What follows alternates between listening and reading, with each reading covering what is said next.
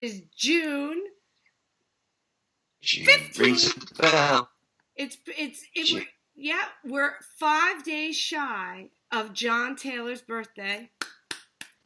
And welcome to the June John Taylor birthday cafe. How are Cool. you? How are you today, John? Besides busy. Well, no, I got back from, we were in Basel yesterday.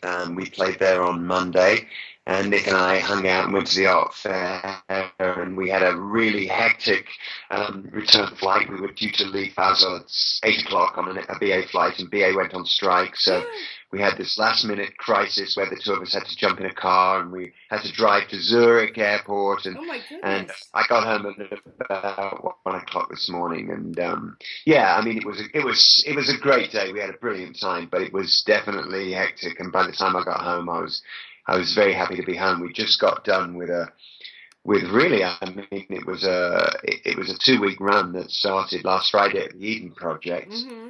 and then went through Italy, which is always hijinks, high adventure on the high seas. It's always like great fun, chaos, too much food, but great food. I mean, it was just such a brilliant trip. But exhausting. So today today is my first of two pure chill days. Well, Except here we are talking. you No, never it's great. rest, JT. You're a busy, busy I'm guy. not. I'm not good at resting. No, me either. I like to tummel, as they say. Stay busy, stay busy. So, for your birthday cafe, what we've done is we asked fans to send in questions with the hashtag JTBirthday. And I Mm. figured that would be a fun thing to go through today. Uh, So, Great. so, we have our first question is from Sylvia Macacara, and she would like you to suggest one book and one CD for the summer. Mm.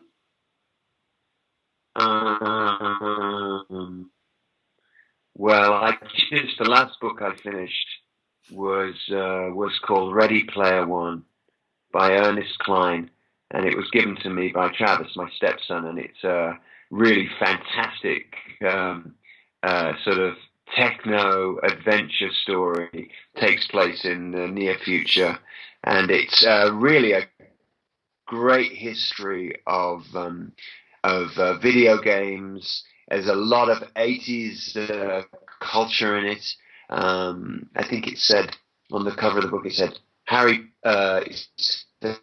Willy Wonka meets the Matrix. So that's a great book, and I think Steven Spielberg is making it into a movie. So it's going to be a. So I just finished that. Simon's reading it now. CD, music, album.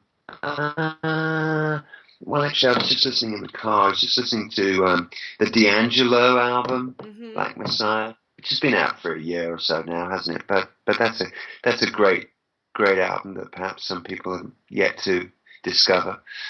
So we'll go with that. I love D'Angelo. It's a good choice.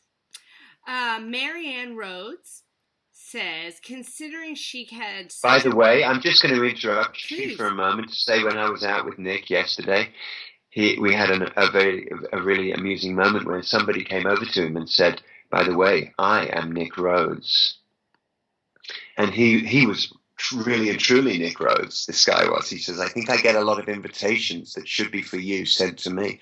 I said, "Did you see his passport?" Because of course, it doesn't say Nick Rhodes on No. Nick's passport. Right. I said, "Did you see his passport? Wouldn't it have been great to actually have a photograph of a passport that actually says Nick Rhodes on it?"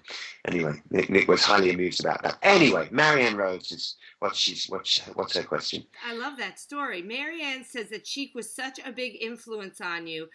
What was it like the first time you were ever in a studio with Niall and Bernard? Well, I was never in a studio with Niall and Bernard together because they'd stopped working as a partnership by the time we were working with them.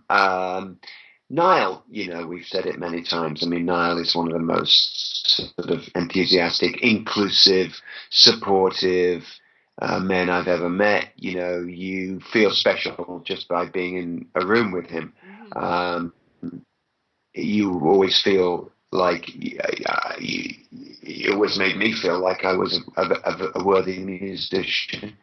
And Bernard, I was a little more intimidated by actually, because Bernard was more reticent. He was a little cooler than Niall. He was more reserved, and of course, he was the bassist. So I felt very intimidated playing in front of Bernard, and it took me a while to get comfortable with that idea. But again, like all great producers, he knew ultimately how to put me at ease, and he never, never sort of tried to, belittle me or, humiliate me. It would have been so easy, But no, great experiences. Dinta Durani60 on Twitter wants to know, who is your true inspiration? Gosh, it's a hard one. Maybe it's yourself. Well, I think we have to find inspiration in our families. Now I see that now. I see what my father. I think as much as anything now, it's about the inspiration. It's not just about how do I write the songs? How do I find the inspiration? I mean, yes, it is important that I'm inspired on a, doesn't have to be daily, but fairly consistent basis to want to be a better musician than I am today. That's important. So, I've got to look to musicians like Miles Davis, for example, who I've been listening to a lot lately, who stayed with it, and never stopped finding ways to reinvent himself and his playing and find musicians to play with that enabled him to keep growing. So that is important. But I think it's also important to be inspired, to be fairly sort of righteous individual, to be able to do the right thing more often than not, and to treat people well and kindly. And I've realised that requires inspiration too, because it doesn't always come naturally. Sometimes we get tired and cranky, and we don't feel like being kind and nice to people. But it's important, and I think I think my parents were very good like that. They were both very lovely people, and they very rarely showed. They were very, very mean, and I mean, they went through a lot of challenges. I mean, people that live through great trauma is inspiring. Yeah. Yeah. Did you see the Miles Davis movie with Don Cheadle yet? Yeah, I went to see it in New York actually. Dom and I went to see it, and it served its purpose in that I've listened to his music a lot since I saw it. I don't know how good the movie was, but it definitely piqued my interest in his music in a way that I hadn't had before.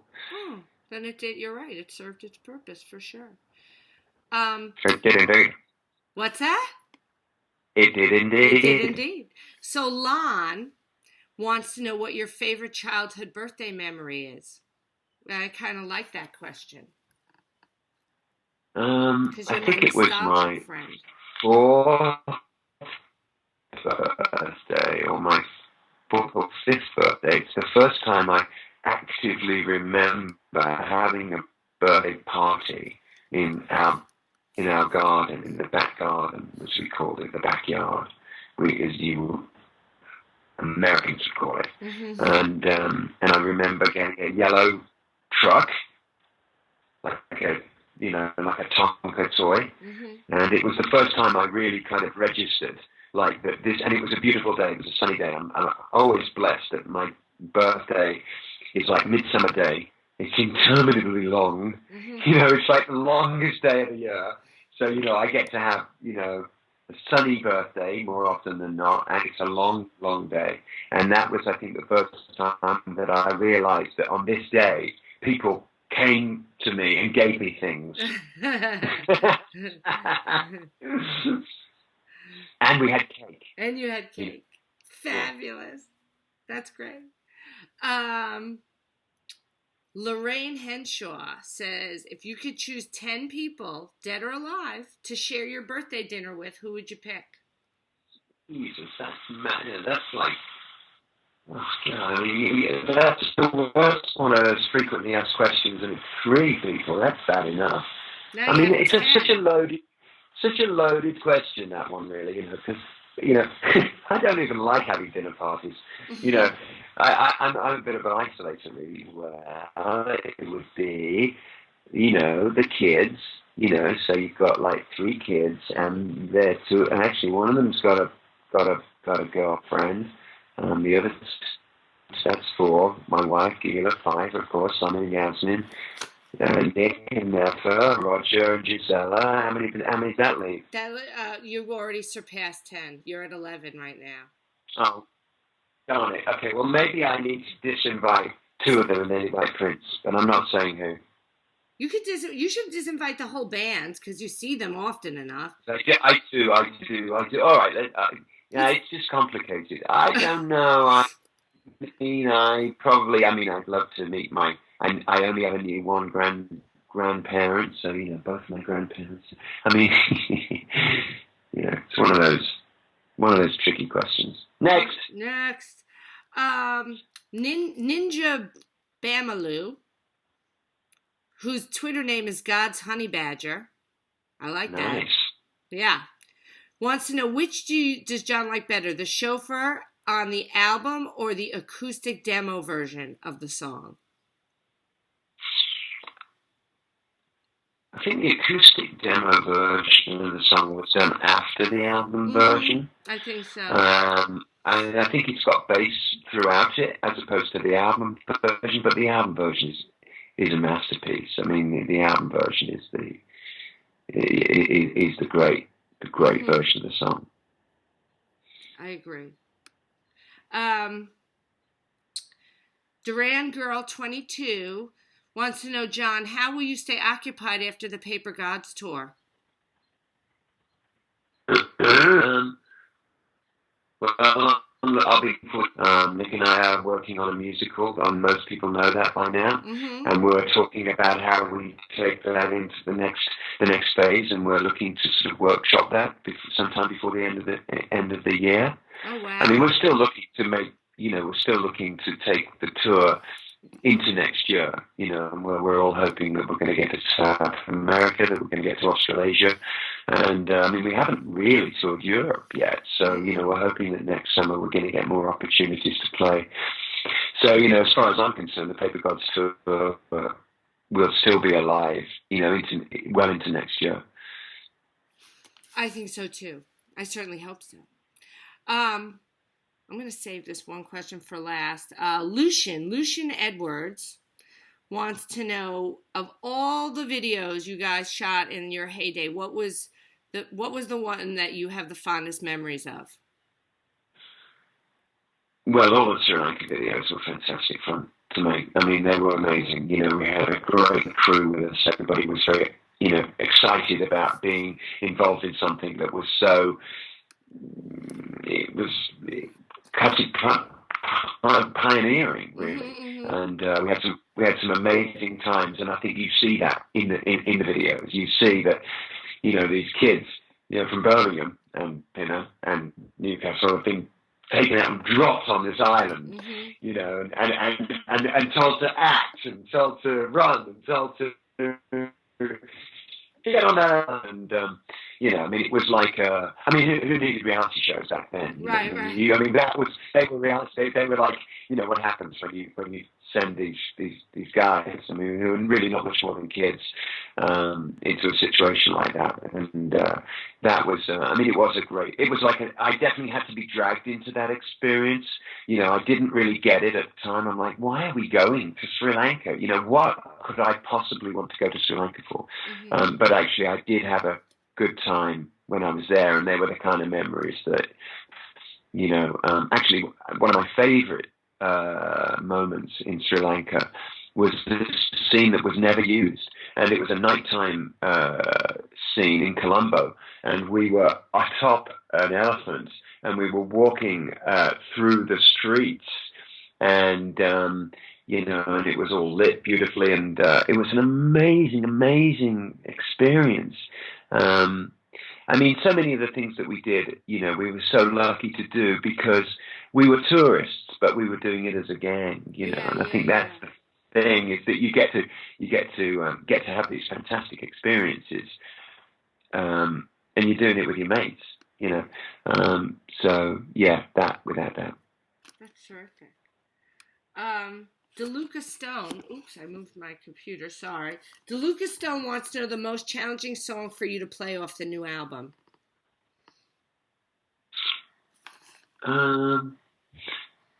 Well, I've got them all down now. They, you know, some are.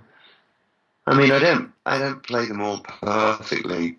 I mean, they're all tricky. Mm-hmm. Paper Gods and Pressure Off are both tricky. They've both got tricky bass lines. Mm-hmm. You know, more often than not, I don't get it. I don't get it right every night. Don't get it all right. You know, last night in the city, I'm playing a synth. So I usually make several wrong notes on that every night. But I love playing the new songs. I love playing the new songs. Love playing What Are the Chances. I love listening to Simon sing that song. I mean, there is just it's such an emotional song. I find that the new songs really, like, they're very, it's like Last Night in the City. It's like full on, you know, in your face, you know, dance track. Then, you know, Paper Gods is like, you know, it's a very sort of progressive kind of thing, you know, that stretches out. And Pressure Off is super funky, you know, the confetti goes off, it's like a party. And What Are the Chances? Deeply fucking felt emotional song, you know, and really enjoy playing the new song. I mean, it'd be great to add more. You know, we were playing on Dreams, which was amazing, but it's tricky at the moment, especially as we go into this next leg where we've got Sheep with us again, and we've got Toki Monster. So, you know, our set length has to come down a little bit, whereas we could play for 2 hours easy, but it comes down to 90 minutes, so we have to be a little more selective about the new songs. But that, you know, would we consider letting the fans write the lyrics for the next album? It's like, this is what we do, and we do it for a reason, because we love it. So I'm not sure I want to give I love, one of my favorite things about this job is finding the way the songs move into one another and the context and how they progress, and when we build a show, you know, and how seriously we take it. It's, you know, I'm not sure I want to give it away. And, you know, even if we were to do it as a one-off, it could turn out to be a huge amount of work. Yeah. Because it's not like, you know, yes, you know, I can imagine we'd have Later, Faster Than Light, and we'd have blah, blah, blah, blah, blah, and we'd have all these obscure songs that we never play. And it'd be a lot of work to get all of those songs up to a place where they all sounded great. Yeah. You know, so yeah, that would be, you know, performing a show like that would be, you know, it would be at least 7 days. It would be at least an entire week's work, maybe more. I would think more. You'd probably have to relearn some songs that you wouldn't. Yeah, for sure. Yeah. I wanted to ask, and then it just fell out of my head. How'd you get the footsteps on Northern Lights? But that wasn't my question. That couldn't possibly be your question. It's not. That just popped in my head. That question. That's a Nick question. I'm going to think about my other question. Lala wants to know, if you could go, this is another FAQ, but if you could go back in time, would you change anything?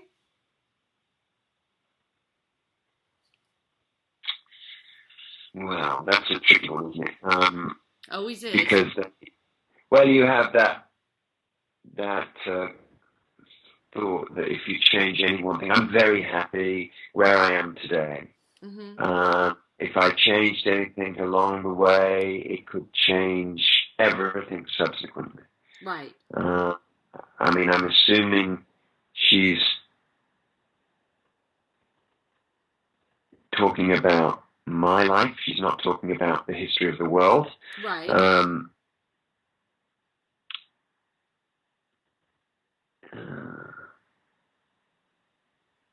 It's.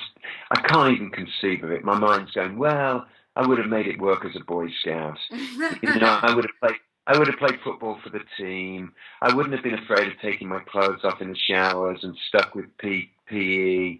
I was thinking earlier about when I was a kid. Around about 15, I just started playing hooky every day. I just completely withdrew from school, and I just hated being in the classroom. I just couldn't handle it. And I don't know why. I don't know why, because I love to learn. I love learning, whether it's English or physics or geography, history. I'm into it, man. But I just wasn't. I couldn't sit still in those classrooms. Mm-hmm. And so I kind of took myself out of the, out of that. But, thankfully, because I kind of consequently cut myself off from an academic career, So, what does anybody, so what was left for me to do, be in a band. Right. But you're also so well self-taught. Often people who can't sit still in school become the most voracious, have the most voracious appetite for learning as they get older. Yeah, well, they say that about the autodidact. The self-taught one never stops, because you're always trying to be. Whenever I'm around people with addiction, I get a little self-conscious and I get a little competitive, mm-hmm. And I feel, my self-esteem sort of it's weird. Even though I've got my own expertise. We've all got our own expertise. That was a good question. We only have two more. Christina wants to know how many basses do you own and which is your favorite? I don't have. Let's see. I've probably got about 20, maybe 20, 25. My favourite has to be the bass that Bernard Edwards gave me, which is the Music Man that he played on the Good Times recording sessions. I'm using that on the tour at the moment. I've got it on the road with me. That has to be, for me, that is the most, that's one of my most treasured possessions. That's lucky. Lucky boy.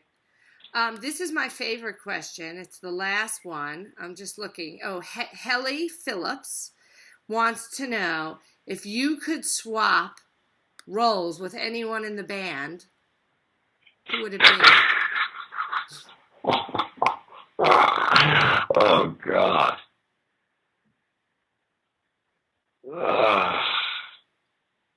Well, I think it would be interesting to sort of stand up on a riser and be surrounded by keyboards and textural instruments and, and be able to sort of I think what Nick does is kind of amazing, the way he, the way he uses sound, and, I could like that.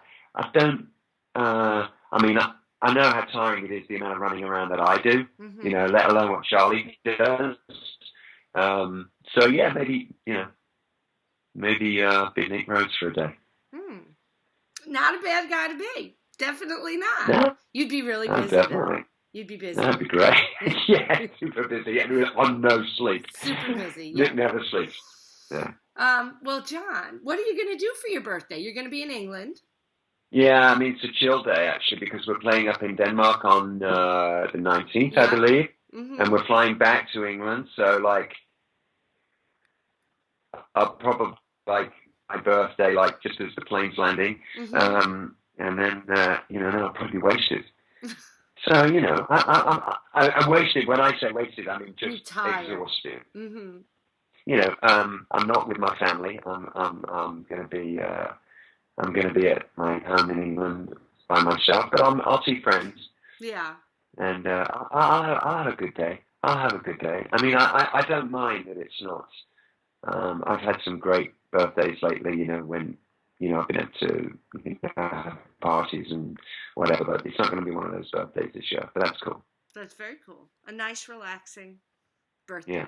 Yes, ma'am. Yes. Well, thank you so much for taking time out of your busy window to make time for the fan community and our Thanks, questions. Kelly. It was great. It's a pleasure, Trej. And let's see, June, July. We'll probably speak to you again in September. I think September or November.